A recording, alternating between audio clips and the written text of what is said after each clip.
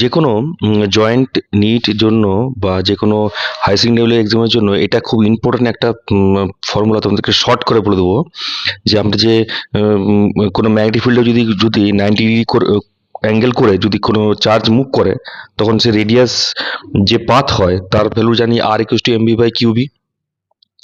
তাহলে P by এটাকে আমরা পি মানে কি বলে মোমেন্টাম ফর্মে নিয়ে এলাম, এনার্জি ফর্মে নিয়ে এলাম আর পোটেনশিয়াল ফর্মে নিয়ে এলাম। এটা ভি, এটা হচ্ছে পোটেনশিয়াল, এটা ভেলোসিটি, এটা পোটেনশিয়াল। তো যদি ভিটা সেম হয়, ভেলোসিটি সেম হয়, তখন আমরা এখান থেকে পাচ্ছি এটা প্রপোর্শনাল প্রোটন আর আলফার ক্ষেত্রে রেশিও হবে এইটা। যদি মোমেন্টাম সেম থাকে তখন এই রিলেশন আসবে, দিয়ে রেশিও হবে এইটা। যদি ই সেম থাকে তাহলে এই রিলেশন হবে, তাহলে অনুপাত হবে এইটা। আর যদি পোটেনশিয়াল সেম থাকে এই রিলেশন হবে,